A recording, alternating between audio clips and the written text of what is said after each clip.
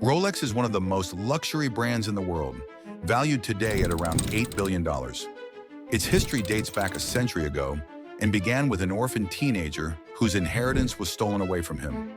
With nothing other than his determination to overcome his challenges, he ran away from his hometown and moved to another country. After a few years working his way up, he decided to follow his passion and opened a watchmaking business. Little did he know that this business venture would lead him to pioneer modern wristwatches, changing its whole industry and creating a billion-dollar empire. Hans Wilsdorf was born in Kulmbach, Germany on March 22, 1881, to parents Anna and Johann Daniel Wilsdorf. He was the second son of 3 children. His family ran a fairly successful business that was passed down from his grandfather, selling iron goods and placing them in the middle-class range. Unfortunately, his mother fell ill in the following years and died in 1892. To make it worse, a year later, his father passed away as well, leaving Hans an orphan at the age of 12. Now under the custody of his mother's brothers, his uncle immediately decided to sell his family's business and use some of the money for their education, putting all 3 children in a prestigious boarding school called Ernestinem Coburg in Bavaria, Germany. Hans hated this decision early on and became depressed while living in the new town. He was seen as an outsider and often teased by other boys because of his religion. To get through his difficult childhood, he decided to focus on his studies. As he got older, Hans understood that, even though he didn't like his uncle's decision, it became an important factor in his success. Our uncles were not indifferent to our fate. Nevertheless, the way in which they made me become self-reliant very early in life made me acquire the habit of looking after my possessions. And looking back, I believe that it is to this that much of my success is due. Hans enjoyed reading and became quite a bright student, especially excelling in mathematics and languages. He learned French and English, knowing that languages would be very useful, something that would eventually play a big role in his career. During school, he befriended a Swiss boy who told him stories of his birthplace, La Chaux-de-Fonds, a city in Switzerland well known for its long history in the watchmaking industry. Hans became very intrigued by the place. One day, Hans had enough of his life in boarding school and left Germany to move to Geneva, Switzerland at the age of 19. He got a job as an apprentice for an international pearl exporting company. This company bought pearls from various markets, sorted, graded, and packaged them for sale to jewelers. Hans observed that the company wasn't creating anything, but was still making a significant profit. Immersing himself in their business tactics, he learned valuable lessons while making good money for his age. One day, Hans received a letter from a friend offering him a job at Kuno Korten, one of the biggest high-quality watchmaking businesses at the time. They exported about £1 million Swiss francs worth of pocket watches each year and even produced some watches from scratch. The company was based in La Chaux-de-Fonds, the place he had always wanted to go. Although his current job was financially beneficial, his curiosity for La Chaux-de-Fonds and interest in watches were stronger. In 1900, he moved to work for Kuno Korten. Thanks to his ability to write and read English, he was hired as an English correspondent and clerk with a monthly salary of 80 Swiss francs. He was also responsible for winding hundreds of pocket watches every day and verifying their accuracy. Here, he gained tremendous insight into watchmaking and learned a lot about how various types of watches were produced. However, his time there was cut short. After only 2 years at Kuno Korten, he returned to Germany to serve in the army. At 22, he moved to London, England, to work for another high-quality watch company. Here, he took on a larger role, increasing their sales and finding new clients during his 2 years there. He was already thinking about building his own watch business and was learning everything he could to further his knowledge. During these years, he also met his future wife, Florence Frances May Crotty, and they married shortly after.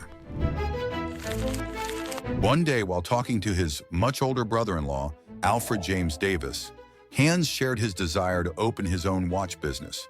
Confident in his abilities but needing capital, Alfred saw Hans's passion for watches and decided to invest. They shook hands, and in 1905, they founded Wilsdorf and Davis Limited, which would eventually become Rolex. They partnered with the Swiss watch company Hermann Egler, based in Switzerland, and started importing movements to England, placing them in watch cases. They also opened an office in Biel, Switzerland, to support this partnership. Soon they specialized in distributing affordable timepieces. Even though Hans loved watches, he found one major drawback in the industry: pocket watches. At the time, wristwatches were mainly worn by women as jewelry and were considered inferior due to their lack of precision. Wristwatches were smaller with smaller movements, making them prone to errors, unlike pocket watches, which were bulkier and considered masculine. For Hans, pocket watches were inconvenient. He thought it was impractical to reach into his pocket to check the time, especially with occupied hands. Until then, creating a consistently accurate wristwatch seemed impossible. But Hans believed, "My personal opinion is that pocket watches will almost completely disappear, and that wristwatches will replace them definitively." Committed to making the perfect wristwatch, Hans spent several years traveling around Europe, meeting countless watchmakers and studying details. He began releasing his own wristwatches in the same year he founded his company. One watch after another, he focused on creating a high-quality, reliable wristwatch for men and women, applying what he learned from other watchmakers. By 1908, his company became one of the top watchmaking firms in England. By now, Hans wanted a new name for his company, something high-class, catchy, and easy to say in any language. It also needed to be short enough to fit on the watch dial. After spending a lot of time trying out different letter combinations, he finally came up with Rolex. It was perfect. In 1908, he registered the Rolex name as a trademark for Wilsdorf and Davis Limited. In the following years, Rolex gained a reputation for high-quality wristwatches, attracting wealthy clients. However, when World War I broke out, many businesses, including watch firms, struggled. Surprisingly, Rolex didn't just survive, it thrived. Soldiers were given Rolex watches, which proved more convenient and safer than pocket watches for coordinating attacks due to their precision. By 1914, Rolex had grown significantly, employing 60 people in large offices in London. Rolex became the first wristwatch to receive a Swiss chronometer rating and a Class A certificate of precision from London's Kew Observatory, making it a trusted brand. Not all was easy for Hans, though. In 1914, the British government imposed a 33% tax on companies exporting goods internationally. This led him to move Rolex's headquarters from London to Biel, Switzerland, avoiding the taxes. With anti-German sentiment growing in Britain, he also changed the company's name from Wilsdorf and Davis Limited to the Rolex Watch Corporation Limited in 1915.